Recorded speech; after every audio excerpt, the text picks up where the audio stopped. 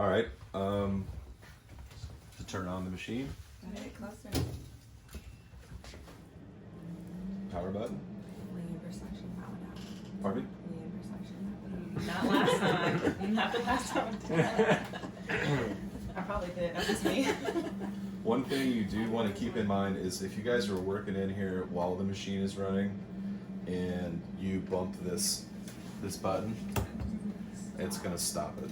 So it's going to give an alarm also. It's going to say the emergency stop button was hit. So to turn that off, just rotate it and it will pop back out and you can reset your error. But I'll reproduce that error so you guys can see it.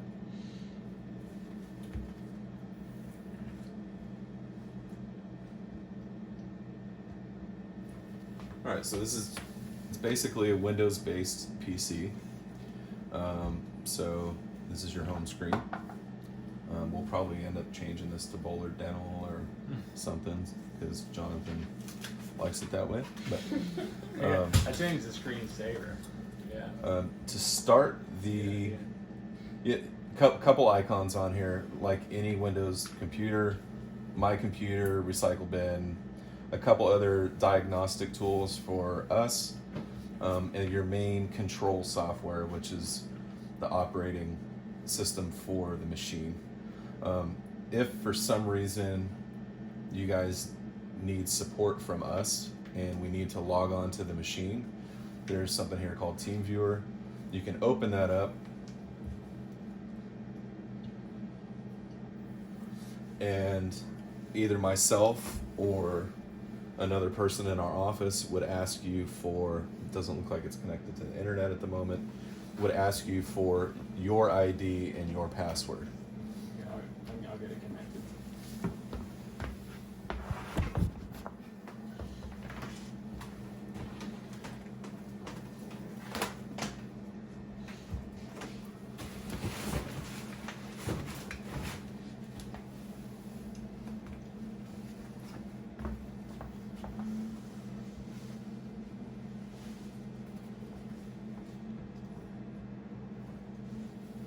Just restart this.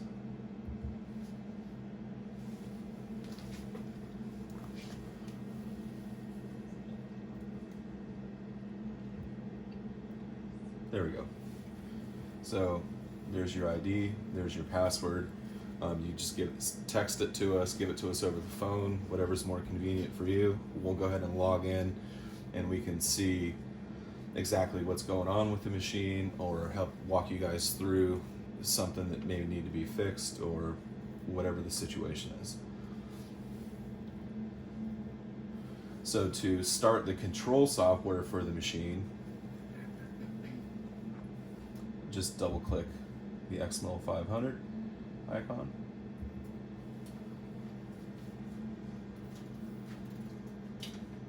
It's going to go through an initializing step, which turns on what they call servos that control the power to the motors. This is a good thing. We've got an alarm right off the bat. It says pressure low alarm of air. So there's not enough compressed air for it. So obviously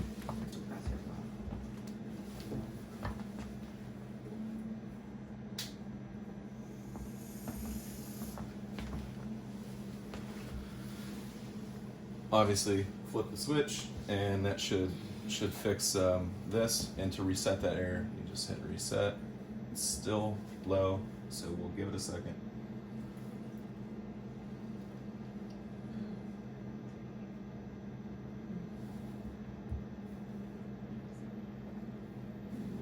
Does that just turn on the compressor? Okay, so it will take a second.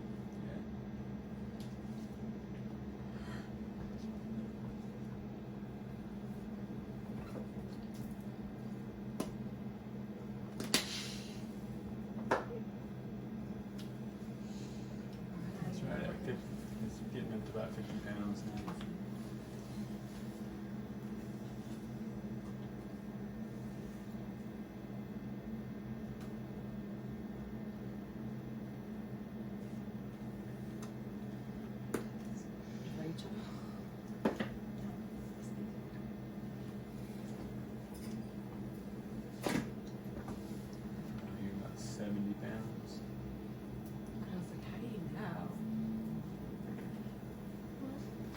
Yeah, I was starting to wonder too. Like you've timed it. Like 70 pounds.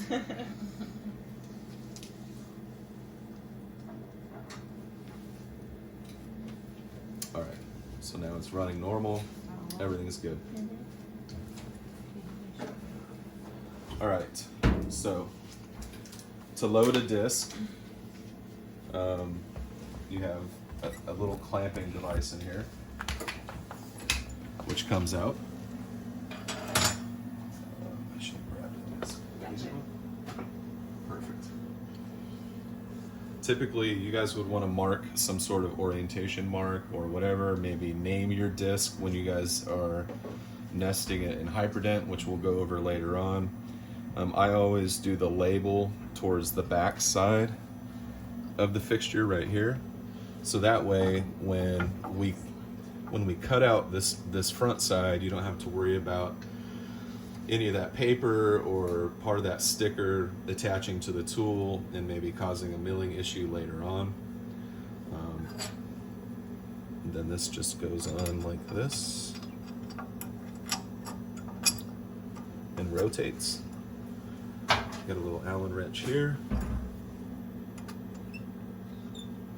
And with PMMA, you guys can clamp it down pretty good. With zirconia, it's definitely going to be more fragile. So you want to make sure that when you're screwing these down and tightening them, they're about finger tight, and you're doing it evenly. Or else you might break off an edge, or if you tighten it very uneven, you might put a crack into the disc that you may not see until sometimes during milling, just after milling, maybe if you're cutting it out of the disc. If it's just a minor crack, you may not see it until after it's centered. So if you've got about 2.5 hours of mill time plus a 14-hour sintering cycle, that's a lot of time lost. So, all right. To change tools in this, it's really quite easy. You can go to manual mode, and here's your list of tools here, T1 through T8. Currently T3 is highlighted because that is what is in the spindle. So if we wanted to, say, change out T1, you just hit T1. We're in manual mode now. Mm-hmm. Okay.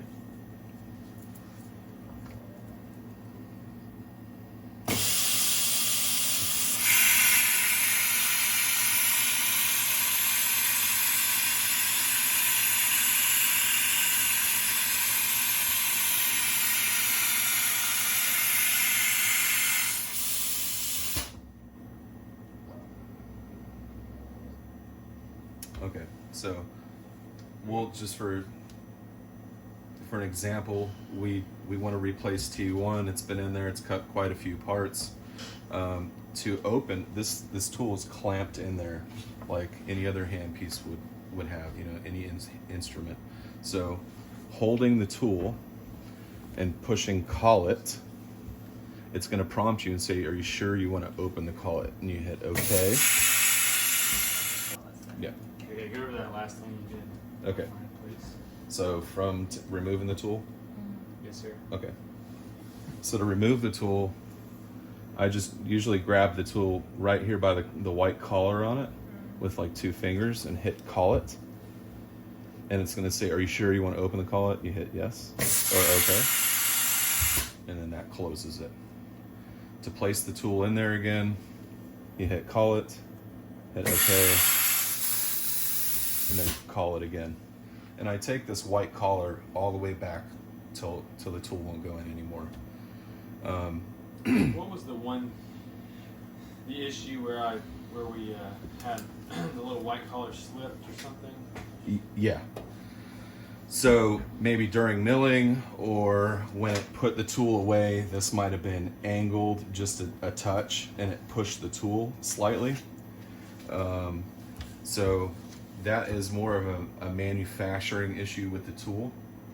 And I've requested that they actually if you look at this tool here, there's a taper on the back side here.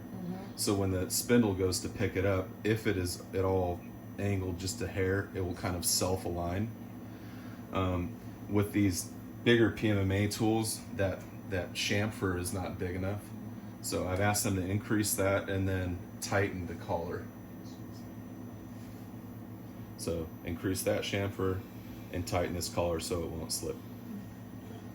So that's coming. It's in the works. These burrs are very, very sharp, I guess. Yeah, Yeah, I was gonna do it by yourself. That was a bad day. the PMMA burrs are more of, they're single fluted, so it only has one cutting edge, and that is extremely sharp. So if for some reason that collar slips, I think Dr. Bowler just kind of used the bench and was able to slide it back by hand. Hopefully with the new versions of tools coming, you shouldn't have to worry about doing that and slicing up your fingers. So all right, so we've replaced a tool. Now we have to tell the machine what tool is in the spindle. So to do that, it's tool numbering system, or TNS. So I'm going to say TNS, T1, TNS again. Now it knows it has T1, so if I push T2, It's gonna change. it's going to put T1 away and go pick up T2.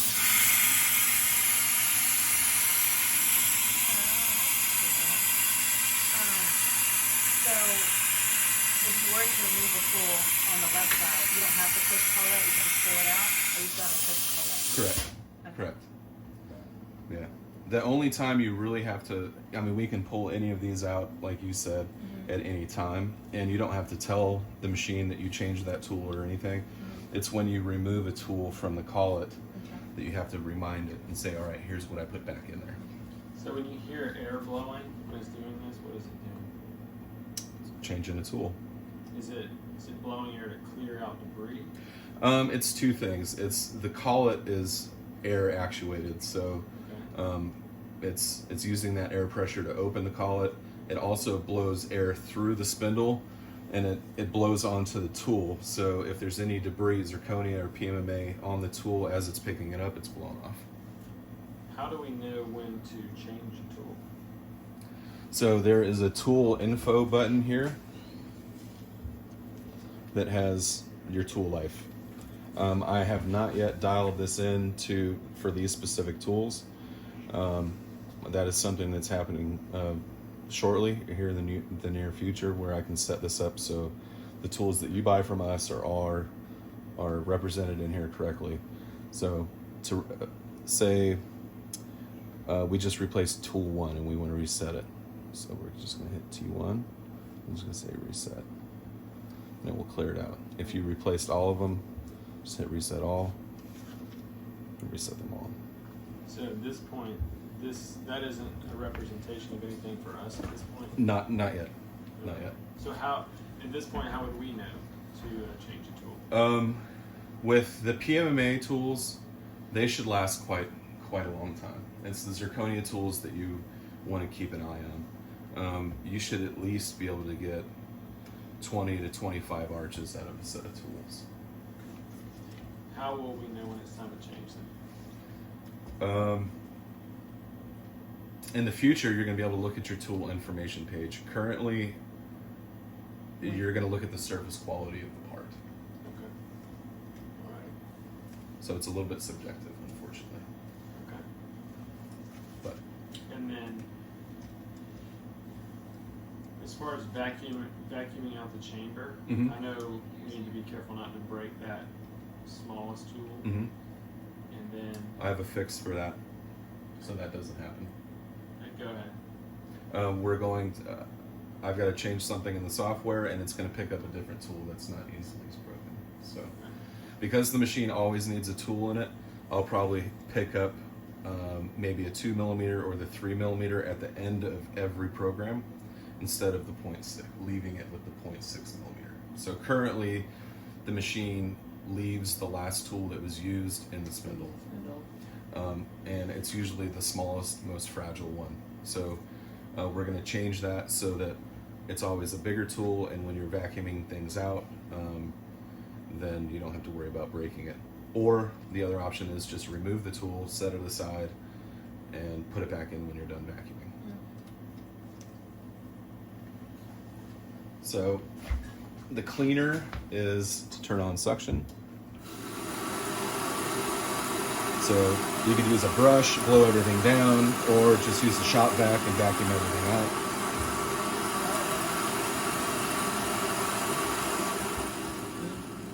The spindle button turns the spindle on. There's not going to be much need for you guys to turn on the spindle when it's not cutting apart, but if you wanted to, you could.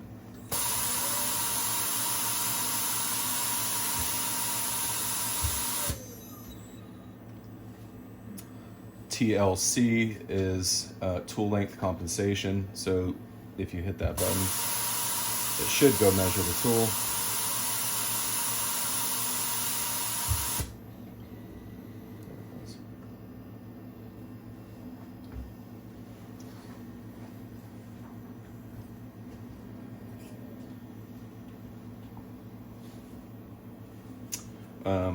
Ref 1 is a different reference position for the machine.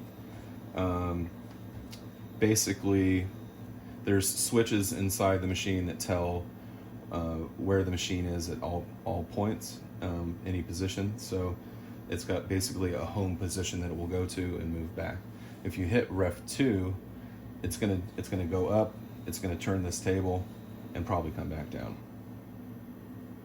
So if you guys needed more space to get your hands in there, then just hit reference 2 and it will turn that disc to the side.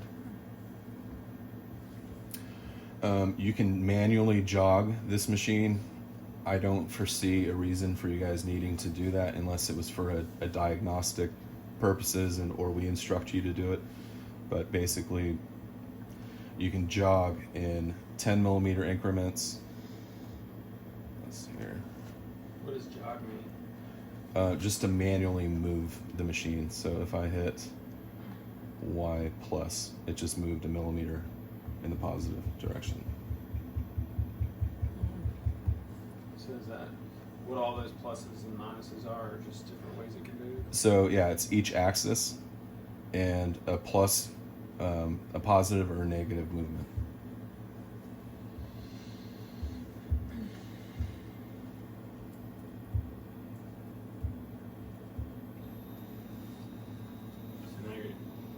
Reference 1 is generally where it's going to stay. Yeah, that's its main home position. The last button here would be calibrate. It's pretty self-explanatory. However, do you have a calibration disc in the probe? I have a box with. How often do we calibrate? These machines stay very, very stable. If you wanted to, just for peace of mind, once a month. Okay. What was that? What was once a month? Calibration. Calibration.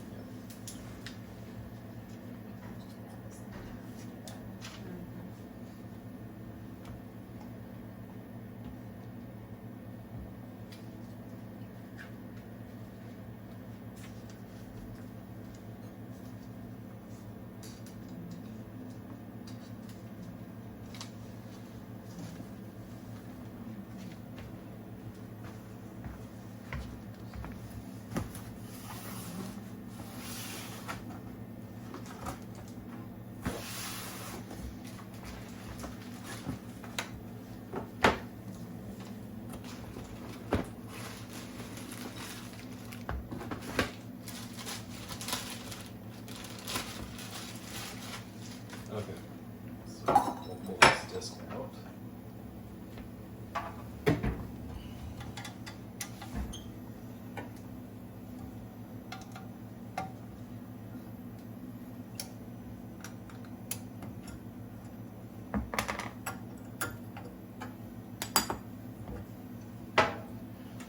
All right, so this is our calibration disc. This only goes in one way.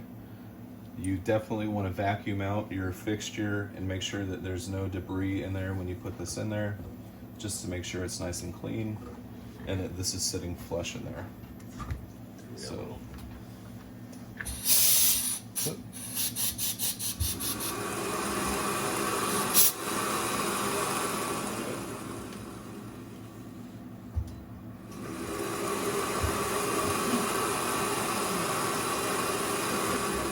Alright, so this only goes in one way, and it's going to be these slots towards the closed side of the fixture. And it doesn't rotate or anything. Clamp this in just like you would a disc.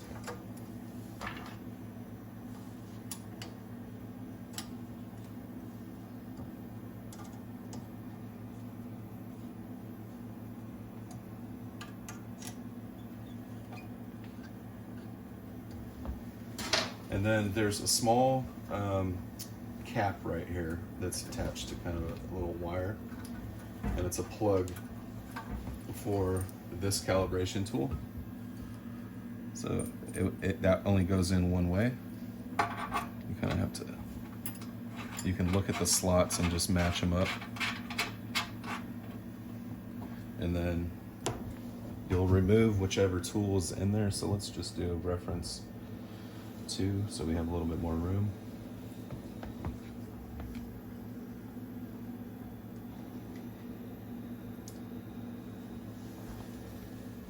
And we'll hit the call it button.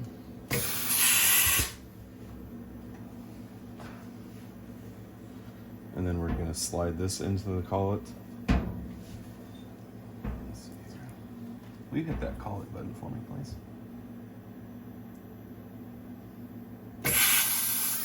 Okay, hit it again. All right. All right, at this point, you just hit the calibrate button. It's going to say, are you sure you want to calibrate or learn the instructions? Their terminology is not very good. Okay. And this takes about 10 minutes maybe. It's going to go through this routine probably 2 times. Usually on the first one, it will go in, probe everything, make an adjustment in the background of the software, and then it will do it again just to confirm. So as long as those values match the first measurement set, then it's good. And it will give a message saying calibration successful. Did you talk about when to put the little this in place? We're just gonna leave it out because the PMMA will clog it. Well, but show it for us if you don't mind, and then you can just talk about we use it for zirconia, correct? I mean, you can. Okay. So we're talking about this piece here. So you're saying that we never have to use this? No, it's really up to you. Okay. If you were doing a lot of crown and bridge, and maybe a crown fell out or something, Okay. it's basically so nothing gets sucked in that you don't want in the vacuum. So Okay. the crown. So if you're we not start- going to fit a full arch down the suction tube. Okay. So if we start milling crowns from the disc, then we may use this piece. Yeah. Okay. But really, if there's crowns falling out of the disc, there's a bigger problem. Right. Right. That's So- right. So what about? Can you talk through the different burrs and what they are? Yeah. So tool number 1 is a 2mm zirconium burr. It does the bulk roughing of the bulk reduction of the disc with that burr. It's a 2mm zirconium ball mill, which means it's got 2 flutes and it's got a rounded end on it. Tool number 2 is the 1mm ball mill for zirconia. And that's this one.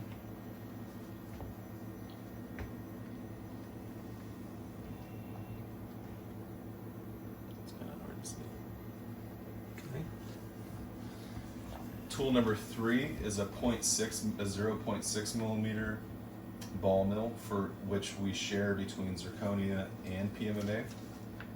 Tool number 4 is a 4mm ball mill for roughing the PMMA. Tool number 5 is a 3mm ball mill for PMMA cases. Tool number 6 is a 2mm PMMA burr. You can definitely tell the difference between the 2mm zirconia and the 2mm PMMA because the zirconia has kind of a black coating, and the PMMA tools have more of a polished look. Tool number 6 is a 1mm PMMA. Tool number 6 is a 2mm. Tool number 7 is a 1mm for PMMA. Tool number 8 is an option between a 4mm stock reduction or a 0.3mm for very detailed occlusal anatomy. Are there any open slots at this point, or There is not. Okay. Do you guys have any changes planned for any of those burrs? No. At the moment, no. If anything, I would add 2 more slots to this machine, so that everything has a dedicated purpose. Is that something that could be done, or is it more for future? No, that's something that could be done later on to the machine. They can just change out some parts and Yep. add? Yep. Okay. This comes out very easily, so it could just be a matter of changing that out. So talk to the team a little bit about like why we selected this mill versus another mill. I guess that's ultimately why I Because selected Zubler USA is awesome. That's why. it. Okay. Yeah, well, Zubler you come with Zubler, so that's for sure. But what, as far as perspective, we see this mill, but we don't see other mills. So, what are some reasons we would choose this mill versus another one? Definitely the construction of this machine. It's heavy. It's like 400 pounds. Other machines in this class may weigh about 120. When it comes to machining, that weight is basically stability. So there's less vibration on the machine, which results in accuracy and potential defects caused by the mill while it's milling. The speed of which this machine could mill compared to others, the spindle, which is the part that spins the burr, is in an industrial grade spindle instead of maybe a belt driven spindle or a very low power spindle. And some of the other machines require the spindle to be replaced, say after 2,500 hours of use, which means either you have to do it or have to call somebody in to do it. In this case, we would come and do this for you, but you don't have to do that at 2,500 hours. So really the machine is overbuilt for what its purpose is, and because of that, the calibration is very, very stable. When we deliver these machines, typically we can run them straight out of the crate and run a part without having to do a calibration. The process in the on the manufacturing side is this machine gets put on a table that shakes it to kind of mimic it being in a truck or in the back of a plane or driving down a road in, say, Detroit or something like that, and it's a rough road, and they actually put this machine on this table for 40 hours. Then they run a calibration process. If it does not pass, they go back through, tighten everything up, find out where the issue is, put it back on the table for another 40 hours until it's solid. So we've never had one of these machines come out of a crate and have a calibration problem, which in other machines that are maybe not as robust, they could have these issues. Tell us a little bit about how hard some people run these machines at the milling centers. We have a customer who has 10 of these machines, and he runs them from 7 a.m. in the morning until 1 a.m. in the morning. So about just a couple hours of downtime every day. He's putting probably 17 arches through a machine a day, whether it's a PMMA denture, a screw retained PMMA hybrid or an all-on-4 zirconia case. And what are a list of things that we can mill with this machine? Wax, PMMA, zirconia, they say sintered metal. I haven't done sintered metal. My experience with milling sintered metal is that it's very hard on the mechanics of the machine, and it's very unhealthy for people that are working with it. So basically, sintered metal is like zirconia, and it's metal in a powdered state in a block, and then it has to go through a sintering process. You could do a model material, which would be like a urethane, maybe like an Itero style model or something like that. But most of our users are using it for exactly what you're doing. Very good. And then what about, I guess the next mill up is the XMill 600. Well, yeah, so they're actually making a wet dry version of this. I'm a little bit, to be perfectly honest, I'm a little skeptical. I like having product specific machines. So they'll have the 500, it may be called 500 wet, or I'm not sure what the name is going to be, but the next version up is the 600, which is a titanium and chrome cobalt milling machine. And then they have a 600S, which is a 4-axis version of the 600 for partial frameworks. And what can you do with the 600? Titanium bars, custom abutments, chrome cobalt frameworks for layering ceramics on it, hard materials. So when you mill, let's say you mill a custom abutment for like a Zimmer connection, Mhm. are you milling the actual connection, or is it like is that part pre-manufactured and you're just milling the connection, like the connection to the crown? So you can do it either way. That's the short answer. For labs, they typically they have a small cylinder, a little bit larger than the size of a custom abutment with the geometry already milled on it. In your office, because you're a doctor, you can actually mill the interface here. I see. So you have both options.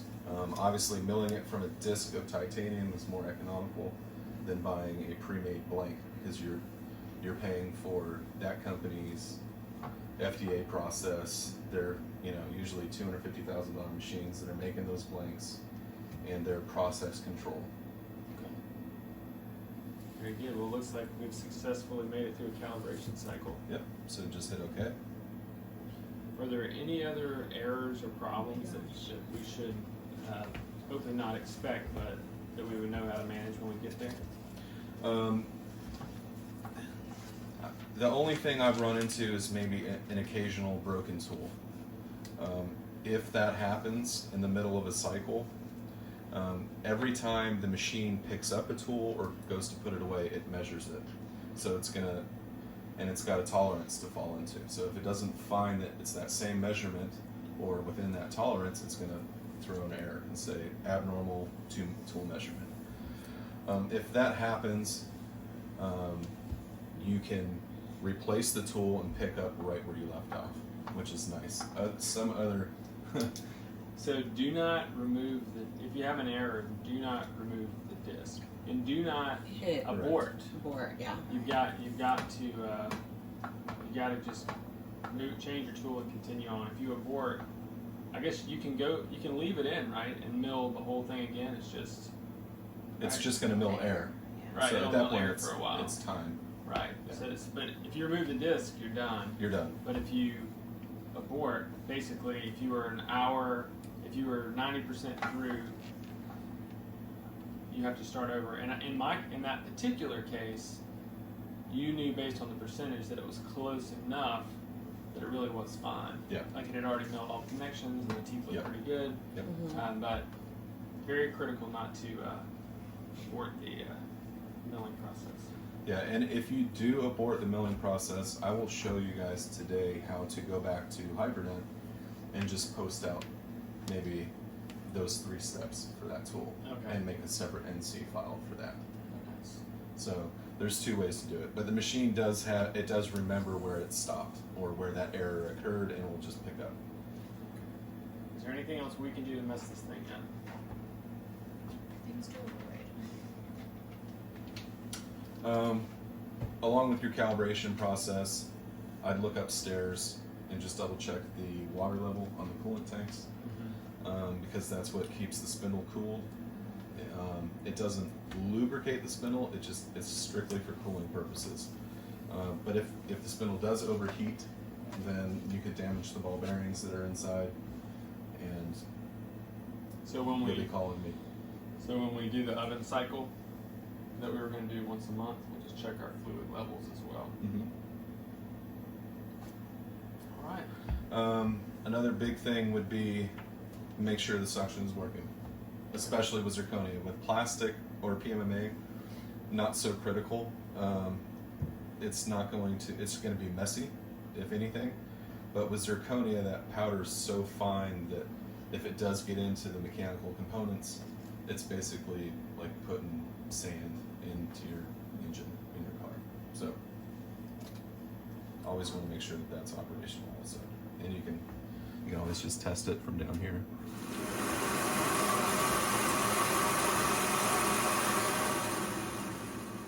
Will the unit operate without the vacuum? Yes, Okay. But not without air. it will not without air. Okay. Good. Well, thank you very much. Yeah, we'll come back to this when it's time to load a program. All right, so this is the chiller for the milling units. There's one for each. They're automatically powered when you turn the machine on. This gives the temperature in Celsius. If that does get too hot, off the top of my head, I don't know what that temperature is. It will alarm. The other thing is that this is filled with a combination of antifreeze and water. Antifreeze so you don't run into rust issues in your equipment, and you have a full normal or alarm level here. So something just to be periodically checked. If you guys have a maintenance plan for once a month, just peek your head up here, take a look. If you really wanted to, you could probably put a couple drops of food coloring or something in there just to make sure that you can see this a little bit better. This one is kind of looks like the dilution was a little bit on the light side. This has a little bit of a green hue to it. But again, if there is a low alarm, it is quite loud. So that will continually beep. That's it. All right, so if these suction units have a flow sensor, so if for some reason that flow is diminished, whether it's a full bag, something obstructing one of the vacuum lines, it's going to give you a flashing light here. When it is full, this light is going to flash. So down here is going to be a service light. So there might be something mechanically wrong, maybe a motor or something like that. There is an app that you can download for this. I don't think they have it for Apple yet though, where you can monitor how many hours you have on the motors and things like that. As far as changing it or cleaning this out, it does come with some small trash bags. You just open this latch, turn it counterclockwise 90 degrees. This door comes right off. There's a small metal bar down here. You just slide that down and pull this bucket out. Okay. And then this just dumps. We might as well clean them both while we're up here. So maybe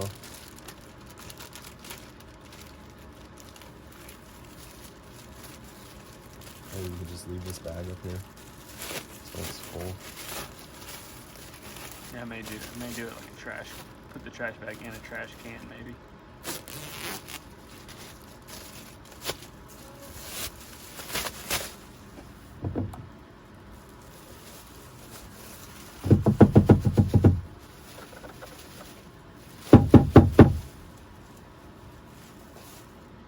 This just slides back in,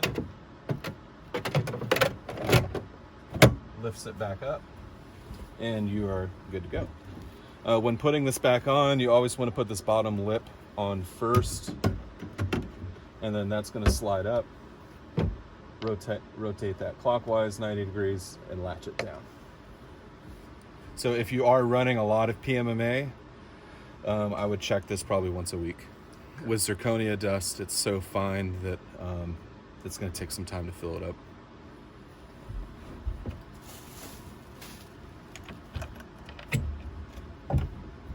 And what model are these vacuums? Or dust This is collectors? the Z1 Cam Pro, and there's the Z1. There's two models. There's the Z1 Cam, which has a filter bag that's replaceable instead of the bucket. The Z1, the regular cam with the filter bag, does not have a. It does not require compressed air. It's kind of got a shaker system in it that shakes things periodically and drops the all the media into the filter bag. The Z1 Cam Pro, which you have, does have a small air supply tank in there that's fed off your compressor, and as the unit's running, it will shut off for about 5 or 10 seconds and pulse air through the filters, which then drops the dust into the bucket. There you go.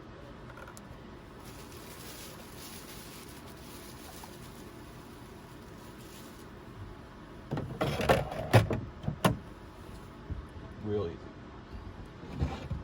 Both these units have a 5,000 hour motor guarantee and can be hooked up to sandblasters, milling machines, single workstations. Extremely quiet.